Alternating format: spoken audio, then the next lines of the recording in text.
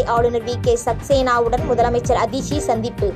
டெல்லி தேர்தலில் ஆம் ஆத்மி தோல்வி அடைந்ததால் முதலமைச்சர் பதவியில் இருந்து விலகல். ஆன்லைனில் பணம் கட்டி விளையாட 18 வயதிற்குட்பட்டவர்களுக்கு தடை விதிப்பு. ஆன்லைன் விளையாட்டுகளுக்கான கடுமையான விதிகளை அறிமுகப்படுத்திய ஆன்லைன் கேமிங் ஆணையம். திருப்பரங்குன்றம் மலை விவகாரத்தில் மதுரை ஆட்சியருக்கு அதிமுக சார்பில் வக்கீல் நோட்டீஸ். அமைதி பேச்சுவார்த்தையின் போது அதிமுக கையெழுத்திடவில்லை என்ற அறிக்கையை திரும்பப் பெற வலியுறுத்தல். வேலூர் அருகே பாலியல் துன்புறுத்தலுக்கு ஆளாக்கி ரயிலில் இருந்து தள்ளிவிடப்பட்ட பெண்ணின் சிசு அகற்றம். மேல் சிகிச்சைக்காக தனியார் மருத்துவமனையில் அனுமதி. ஒசூர் அருகே தெருநாய் கடித்ததை வீட்டில் தெரிவிக்காமல் இருந்த 9 வயது சிறுவன் உயிரிழப்பு. 5 நாட்களுக்கு பிறகு மூச்சு திணறல் ஏற்பட்டு உயிரிழந்த சோகம். டெல்லியில் பாஜக ஆட்சி அமைக்கும் நிலையில் புதிய முதலமைச்சர் யார்? கெஜ்ரிவாலை தோற்கடித்த பர்வேஷ் வர்மா அரியணை ஏற வாய்ப்பு. மங்களூரில் கோலாகலமாக நடைபெற்ற கம்பாலா போட்டி. தண்ணீர் நிரப்பப்பட்ட பாதையில் அதிவேகத்தில் சீறி பாய்ந்த எருதுகள். மத்திய பிரதேசத்தில் நீதிமன்றத்தில் முஸ்லிம் இளைஞரை தாக்கிய இந்துத்வா அமைப்பினர். இந்து மதம் பெண்ணை திருமணம் செய்ய தேவையான ஆவணங்களை வழக்கறிஞரிடம் அளித்தபோது தாக்குதல். கோவையில் 8வது வாரமாக களை கட்டிய மகிழ்ச்சி வீதி திருவிழா. ஆட்டம் பாட்டத்துடன் பொதுமக்கள் கொண்டாட்டம்.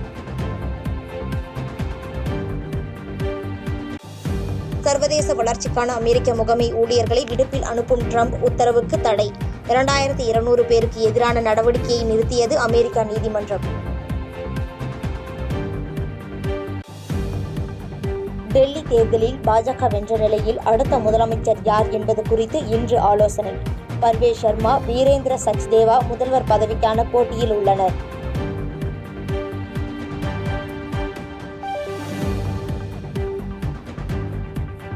எல்லை தாண்டி மீன் பிடித்ததாக ராமேஸ்வர மீனவர்கள் 14 பேர் 2 விசைப்படகுகளோடு கைது. வடக்கு மன்னார் கடற்பரப்பில் மீன் பிடித்துக் கொண்டிருந்த போது இலங்கை கடற்படை நடவடிக்கை.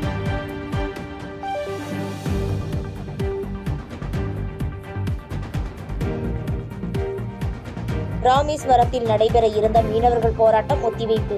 இலங்கை கடற்படையால் 14 மீனவர்கள் கைது செய்யப்பட்ட நிலையில் அறிவிப்பு.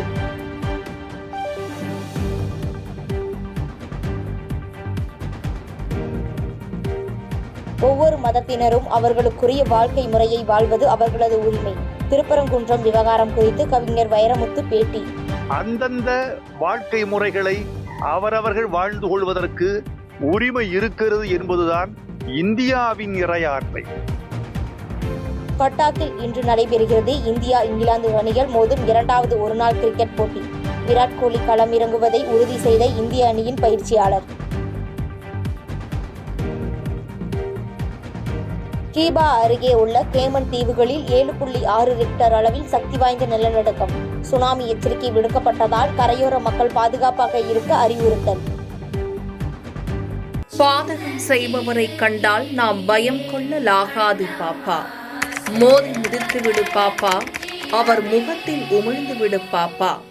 அண்மை செய்திகளை உடனுக்குடன் தெரிந்து கொள்ள இணைந்திருங்கள் எம் நாடு தொலைக்காட்சியுடன்.